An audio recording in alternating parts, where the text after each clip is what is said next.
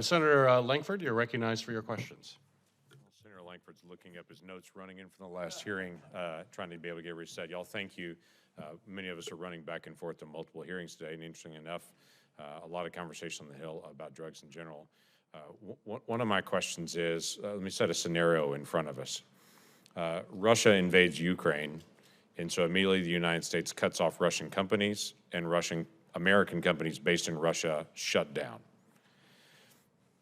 China invades Taiwan. The United States says, we're not going to do business with China right now. 10,000 some odd number of our active ingredients are coming out of China. What happens that next day? Yeah, John. Well, 3 years ago, almost to this day, China threatened to cut us off. I mean, we were complaining about COVID, and they said, if you keep complaining, we'll just cut off your drugs. Now, it's not in their self-interest to do it, but China has a lot of power over our drug market, and we know that they care about things other than maximizing profit. Yeah. Anyone else want to jump in on the conversation? Go ahead. Thank you for that question, and I would say that that's one of the reasons why we need more transparency to identify exactly which products we're relying on China for and which ones we might have some diversification in. We also don't have any idea about the key starting materials that China is holding, and so that would be very important to investigate. Go ahead. May I? Go ahead. Yeah, just to add a little bit to what Aaron Fox said. I particularly want to emphasize that there is anecdotal evidence that we rely on China for the key raw chemicals that go into making our pharmaceuticals. That might be true. We just don't know because we haven't done the systematic analysis. Okay. Who else is? Did you want to mention something on that as well? Go ahead. Sure, I appreciate the question. I'll answer with a specific example. So this past year, one plant in Shanghai that produced a contrast material that's used for radiological scans across the board went down. And literally overnight, half of the U.S. supply of radioactive contrast for radiologic scans was unavailable. I work in the VA system. This impacted veterans literally overnight, where we needed to make decisions about whether we were going to allow some scans to be done to evaluate someone's cancer or treat someone's heart disease. Veterans deserve better, and we should not be reliant on a supply chain that's that tenuous. So where are the next sources? What countries, what agencies, what entities, what drug companies are actually stepping up into this and saying, we're bringing the manufacturing back here, we understand that we're vulnerable at this point, and so we're actually doing something about it?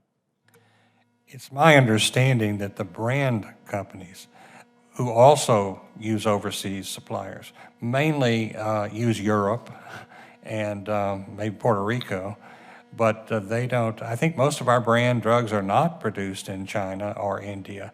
So the China and India production is there because of the race to the bottom and competing on price alone. If all you care about is price, you go to the place in the world where you can get price the lowest, and those are two countries where you can do that. But that's also where the generic active ingredients are coming out of. Yes. Right.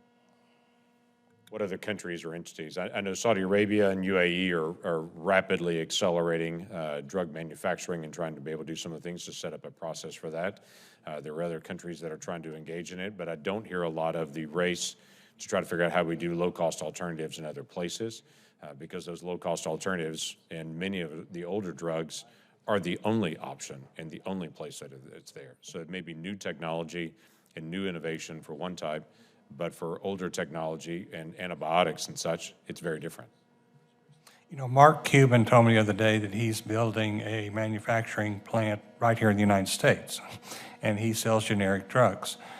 For him to be successful, I think he has to be able to advertise and convince the buyers that his product is reliable, consistent, safe, efficacious. But you know, he's selling, and this goes back to what Dr. Paul asked me, he's selling directly to the consumer. They don't even accept third-party payment. And maybe that manufacturer-to-consumer model is going to work better than everything else we've been experiencing. It can't work worse than the PBM model that we currently have. I agree with that. Okay, anyone else make comment on that, other places? Senator, I do want to talk a little bit about the promise of pharmaceutical continuous manufacturing. These are sort of novel approaches to manufacturing that, hold great promise in terms of bringing our medicine supply onshore. It might make sense particularly for certain critical medicines that we rely on as patients. Pharmaceutical continuous manufacturing can be scaled up rapidly. It has lower production costs. It has a smaller environmental footprint, but we need to make it easier for manufacturers to enter the market. Manufacturers, remember here we're talking about drugs where manufacturers are getting paid pennies per unit. And so we need to make it easier for them by funding things like workforce development.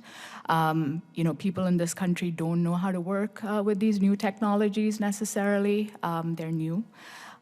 We need to, build out industry-wide best practices, methodologies. And Congress has actually funded legislation to be able to the omnibus spending law actually addresses this point. So I look forward to where that goes, and it's a great first step. Well, we have found ways to be able to push a lot of the manufacturing out of Puerto Rico that was well known for having a lot of the drug manufacturing, and push it out of the United States and multiple other areas. We currently are one of the worst countries in the world for R&D based on our current tax policy. It literally punishes companies for doing R&D here. We currently are getting out of the manufacturing tax policy, where for manufacturing it was up until this past year that you could actually get a full expensing for that. Now that full expensing has just gone away, and we're actually punishing people for doing manufacturing here. So if we don't fix our tax policy and incentivize manufacturing to actually be here rather than punishing people to do manufacturing here, and if we don't reduce some of the hoops to actually do the manufacturing or allow innovation, like what you've talked about on this, to be able to do directly from the manufacturer in other ways and get around some of the PBMs, we're in trouble. But currently, there's very little incentive to be able to onshore things based on our tax policy and our regulatory environment when we desperately need it.